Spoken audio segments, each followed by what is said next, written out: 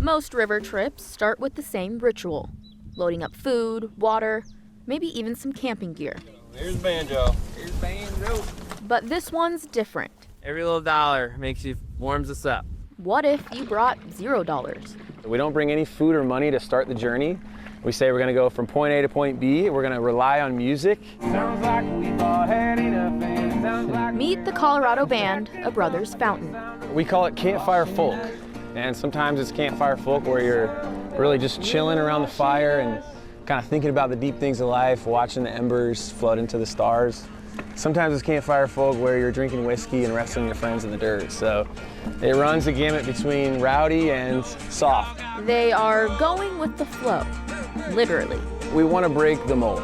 We want to break the box that we all live in. We all have this routine, this kind of day-to-day thing, and we want to, do something different, do something weird, something that catches people's imagination. For 3 weeks, they're testing whether or not their sounds can keep them afloat. We trade music for all provisions and kind of put music to the test and the power of music to bring people together. Their pick? Rafting 120 miles of the Snake River from Melba, Idaho to Huntington, Oregon. Multiple towns along the river that we could float. It's not dammed, that's safe to swim in, doesn't have too many rapids to where we're losing our instruments and guitars and stuff.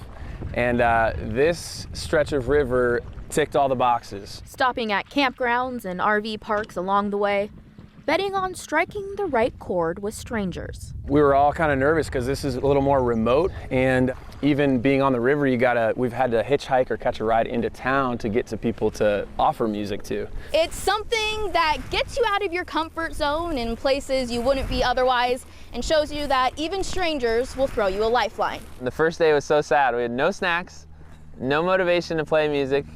It was just kind of a sad sunbathing float. Day one, we were hungry, borderline starving.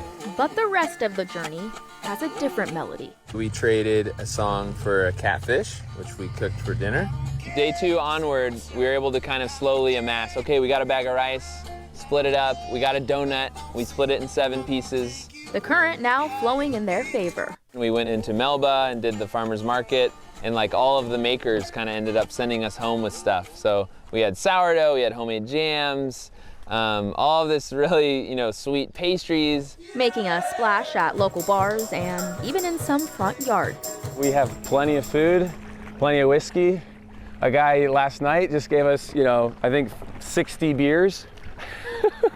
A lot of those are gone already. We've really been just welcomed with open arms by the whole state on the internet, and as the locals have poured in, and people pulling over on the side of the road saying, "Are you that band on TikTok?" We thought we'd be a lot more hungry on this journey, but it turns out all the local community has showed up, believed in us. Yeah, it's just been incredible. I mean, the small town feel, the small town communities there's something special. There's a special spark there, and just folks are just so kind, so warm and welcoming. Between the performances and paddling, inspiration is finding rhythm. We float, we fish, take turns on the paddling, but we do have all the instruments handy and ready to grab. We're writing songs. Usually somebody's got something that just feels good and right, and we all want to jump on top of it and be a part of it. It's like, oh, I want to be on that song. It's almost like time slows down, especially when it's like a very meaningful performance, like this one with you guys. But their floating studio is composing more than just songs. The grander vision of this is not about being hungry or being broke. It's more about connecting with people, and we just wanted to leave it to the music. Do people value this? Is this something that serves a community to come in and bring some songs to folks and kind of brighten their day? What started as an only music social experiment revealed the true currency of human connection. We did not expect kind of this local Snake River love, and so that's been really special already. All we need to survive with music and trading music is people.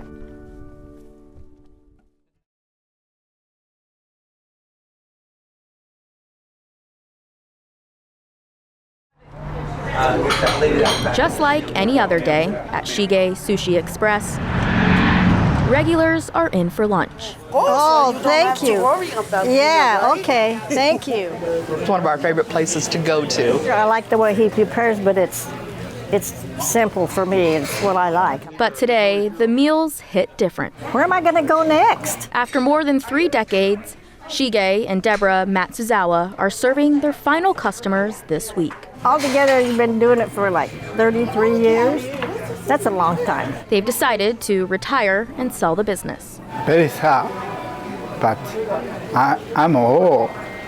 I have to do 15 more years and enjoy life. Back in 1992, they took the risk of opening up Boise's very first Japanese restaurant. I feel like yesterday. People say 33, 34, yeah. I feel like yesterday. We didn't know what to expect. We were told by few people, sushi's not yet, Boise's not ready for sushi. A risk that paid off, leading to decades of sharing Japanese culture with Idaho at various locations and decades of connections. All those customers, it's like we grew up together, right? We grew up, they grew up, and then they have kids. Customers have watched their daughter, Shira, grow up too, who was just 4 when the business started. I couldn't be more proud of my parents. They really have paved the way for so many people here in the Treasure Valley. Shige has taught many of the sushi chefs and owners of Japanese restaurants that have opened after him. Every time someone makes sushi in Boise, there's a good chance that they learned from my dad or learned from someone who learned from my dad. They continue his legacy. It makes him very happy and proud. Friday will be their last day of operations at their last standing restaurant, which is in Meridian. And we're very blessed and very fortunate that we took that road and now this is the end of the road. Shige says he's spending it the best way he knows how. Tomorrow, I don't want to think about it. I don't want to cry. I'm making sushi tomorrow. Yeah. And while saying goodbye is never easy, what Shige will remember most is the community that welcomed him with open arms. There are other places, of course, but this one was always special. So it's sad that they're leaving, but good for them if that's what they need to do and it's good for their future. I'm glad that they're going to be able to close on a good note. And his parting words are simple but capture a lifetime of appreciation. I say arigatou gozaimashita. Means thank you very much.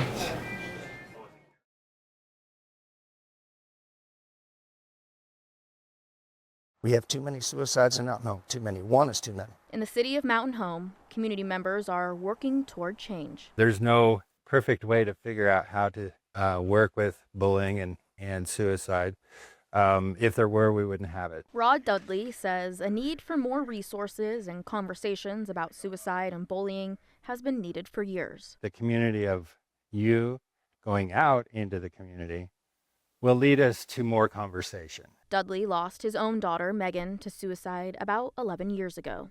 I like to keep her alive, not only in my heart, but to other people. Back in October, a 13-year-old student at Mountain Home Junior High named Nick died by suicide. Nobody, especially a child, should ever have to feel like there is no way out except death. I'd rather lose everything over and over than lose my child. He was my first. He made me mom. He taught me how to be a better mom. His mother, Sunny Flowers, says Nick struggled with his mental health for years and was often a victim of bullying. For Nick, I ended up having to get him into therapy almost twice a week, crying every day. Constant texts. I have so many texts, Mom. The food, it's hurting my stomach. I'm throwing up. Can you come pick me up from school? Can you come get me? Flowers says Nick eventually stopped talking about the bullying or telling his parents who was involved. If school would have been less scary, I just know he would have flourished. But peers getting away with what they do ruins it for not just my son. I can only imagine how many other children feel this alone. When we spoke to her just days after Nick's passing, she began calling for change. I'm just looking for better mental health care for the children in our school district. I want available assistance to be there for the children who feel like no one's hearing them. We'll deal with it. And that is a common phrase. I want more than we'll deal with it. At Nick's funeral, hundreds of people showed up wearing orange anti-bullying shirts. I shouldn't have to comfort my son. I shouldn't have to explain to my son why he lost his best friend. For Dudley, who was in the crowd, it sparked an idea for a new group. There's a gap between city officials and school officials, and that gap is the parents in between. So bridging the gap, although it's a very common phrase, we're bridging the gap between all of those aspects. Since November, Bridging the Gap Support Group has been a space for parents, students, and school officials to be all in the same room and share how they feel. It was like, okay, something has to be done. Starting a conversation, continuing the conversation, talk about the hard things. In January, a second student died by suicide, prompting students at the high school to wear green for mental health awareness, further cementing the want for more resources. It's very clear that people have been wanting change. Laura Falk is an Idaho mental health counselor in both Boise and Mountain Home. I feel like it's so different up here in Boise that, people are very open to talk about it and we normalize it. And so, maybe Mountain Home has a little catching up to do. But this year, she's started to see a shift. There's always been a stigma. And so people are now leaning into it and they're getting curious and they're asking questions and they're trying to learn more, which is such a healthy step to take because when we know better, we can do better. Each Bridging the Gap meeting, which is held every other month, Dudley tries to bring in motivational or informational speakers like Randy Lucas, a counselor at Richard McKenna Charter School in Mountain Home. Prevention is probably the secret ingredient to trying to help us stop this tragedy that's happened. Casey Mann, a senior at Mountain Home High School, and Jacob Jameson, a senior at Richard McKenna, attended the most recent Bridging the Gap meeting in August, and they say they're glad to see more resources popping up. Within the town, back when that suicide happened in October, it was a big kind of push that we really need to start talking about mental health more openly. They hope as the group continues to meet, it will bring people together, open conversations, and help shine an importance of people being aware of their actions. Their actions, their words, what they do can hurt others mentally and physically. For Dudley, he hopes Bridging the Gap is just the start for change. If you don't sweep it under the rug, then it's going to be exposed and things can change.